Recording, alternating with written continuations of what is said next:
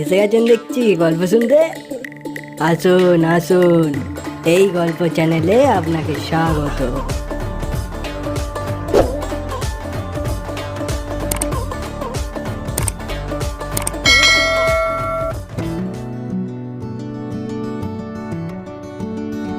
তুমি আসবে বলেই আকাশ মেঘলা, বৃষ্টি এখনো হয়নি।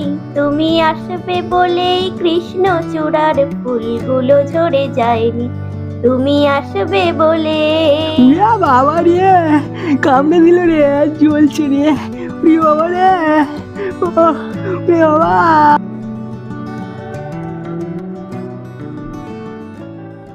জানিস, আমার পিসেমশাইয়ের মামা ছিলেন বনেদি জমিদার। চপচপে ঘি দিয়ে পোলাও খেতেন, আস্ত আস্ত পাঁটা খেতেন, টক বকিয়ে বড় বড় অস্ট্রেলিয়ান ঘোড়া হাঁকাতেন, আর ভেলভেটে মোড়া মস্ত তাকিয়ায় ঠেসান দিয়ে নানা রকম এক্সপেরিমেন্টের কথা ভাবতেন। এক্সপেরিমেন্ট? সায়েন্টিস্ট ছিলেন বুঝি? সায়েন্টিস্ট না হাতি। বনেদি জমিদার আবার লেখাপড়া করে নাকি? কোনো মতে খবরের কাগজটা পড়তে পারতেন। বিদ্যার দৌড় তো ওই পর্যন্তই। লেখাপড়া জানতেন না তো এক্সপেরিমেন্ট করতেন কি করে?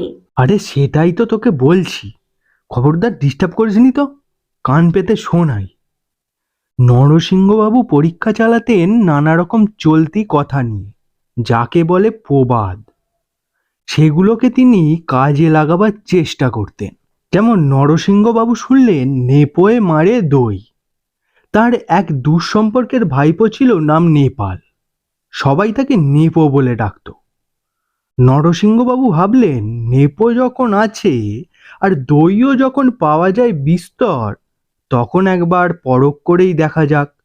কাজেই দুটোই পেল্লায় পেল্লায় হাঁড়ি ভর্তি প্রায় সের পাঁচেক দই এনে নেপোকে বললেন খা, মানে সবটাই তাকে মেরে দিতে হবে। দইয়ের হাঁড়ি দেখে তো নেপোর আত্মা খাঁচা ছাড়া। সে খাউমাউ করে বলল, কাকা, এতটা দই? কোনো কথা আমি শুনতে চাই না। শাস্ত্রে যখন বলেছে আর তার নাম যখন নেপো, তখন ও দই তোকে মেরে দিতেই হবে, নইলে আমি তোকেই মেরে ফেলবো। তারপর নেপোর সে কি নিদারুণ দশা। দই খেতে খেতে পেট ফুলে গেল, চোখ কপালে ঠেলে উঠল, দম বেরিয়ে যাওয়ার জো হলো, তবু থামবার জো নেই। তারপর নেপো যখন গ্যাঁ গ্যাঁ করে অজ্ঞান হয়ে গেল, সিকিহারি দই তখনও বাকি। যাক, পরীক্ষাটা সার্থক হলো। আর নেপো গলা ভেঙে সর্দি জ্বরে ভুগে সে এক যাচ্ছে তাই ব্যাপার। তার আর এক ভাইপো ছিল, তার নাম নন্দ। বেশ মোটাসোটা, গোলগাল ভালো মানুষ সে।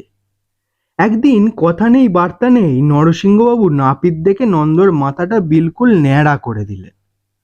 ভয়ে নন্দ কথা বলতে পারল না। শৌখিন টেরি ছিল তার মাথায়।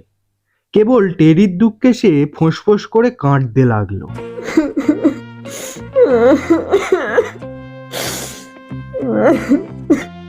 চপ, এক্ষুনি চলে যাও পুকুরের ধারে বেল গাছের তলায়। না, বেলতলায় যায় কি না সেটা আমি আবার দেখতে চাই। নন্দ আর কি করে, সেই চকচকে ন্যাড়া মাথায় চলে গেল বেলতলায়। আর বেলতলায় বসে বসে ফ্যাঁচ ফ্যাঁচ করে কাঁদতে লাগলো। কিন্তু বেশিক্ষণ কাঁদতেও হলো না। হঠাৎ ফটাস আর সঙ্গে সঙ্গেই ধপাস। কে ফটাস আর কি ধাপাস? তুমি বলতে চাইছোটা কি? আরে কে আবার ফটাস? পাকা বেল পড়ল নন্দর মাথায়, আর ধপাস মানে একটা চিৎকার ছেড়েই নন্দ চিত।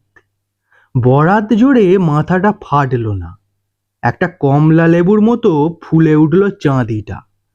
আর পিসেমশাইয়ের মামা বেশ করে গোপে তা দিয়ে বললেন, যাক, এ পরীক্ষাটাও ভালোই হলো। বুঝতে পারলুম ন্যাড়া কেন বেলতলায় যায় না। কি ডেঞ্জারাস লোক রে বাবা! ডেঞ্জারাস বলে ডেঞ্জারাস? বাড়ি শুদ্ধ লোক প্রায় পাগল হয়ে গেল। নরসিংহবাবুর এক এক্সপেরিমেন্টে ত্রাহি তাহি রব উঠল চারিদিকে। তারপর একদিন নিজেই টের পেয়ে গেলেন। কত ধানে কত চাল হয়। ধর্মের ঢাক বেজে উঠল, ব্যাস ঠান্ডা। তাহলে কি করে ঠান্ডা হলেন? বলছি সকলের উপর পরীক্ষা টরীক্ষা চালিয়ে একদিন তার মনে হলো একবার দেখতে হবে পরের হাতে তামাক খেতে কেমন লাগে। অর্থাৎ তিনি তামাক খাবেন আর অন্য লোক তার মুখের কাছে হুঁকো ধরে থাকবে। তাই আর শক্তটা কি, বাড়িতে তো ডজন দুই চাকর, তাদের তিনটাকে তিনি এই কাজে লাগিয়ে দিলেন। তারা তামাক সেজে আনে আর পিছিমশাইয়ের মামা বুড়বুড় বুড়বুড় করে সেই তামাক টানেন। দেখলেন পরের হাতে তামাক খাওয়াটা ভারী সুখের ব্যাপার। হাতে করে হুঁকো ধরার কষ্টটাও সইতে হয় না। যেদিকে মুখ ঘোরান সেই দিকেই হুঁকো। এমনকি যখন রাস্তা দিয়ে হাঁটেন তখন তৈরি হুঁকো তার মুখের সামনে যেন নাচতে থাকে। আরে বলো কি! তামাক খাওয়ার এই নতুন কায়দাটা শিখে নরসিংহবাবুর আনন্দের আর সীমা রইল না। একদিন দুপুরে ভেলভেটে মোড়া তাকিয়ায় ঠেসান দিয়ে অমনি ভাবে তামাক খাচ্ছিলেন আর একটা নতুন কোনো এক্সপেরিমেন্টের প্ল্যান আঁটছেন। সেই সঙ্গে সঙ্গে ঝিমোচ্ছেনও অল্প স্বল্প। ঠিক তখন কোত্থেকে এক ডিও পিঁমড়ে বিশেষ কিছু করল না, কেবল যে চাকরটা মুখের কাছে হুঁকো ধরে বসেছিল তার পায়ের আঙুলে বসিয়ে দিল এক কামড়। উড়া বাবা রে, কামড়ে দিল রে, জ্বলছে রে, উড়ি বাবা রে, উড়ি বাবা।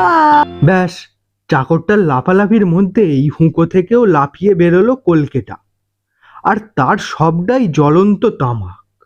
সবকটা গনগনে টিকে সোজা উল্টে পড়ল নরসিংহবাবুর টাক। ওরে জ্বলে গেলুম রে, চলে গেলুম বাবা রে, চলে গেলুম ওরে বাবা রে।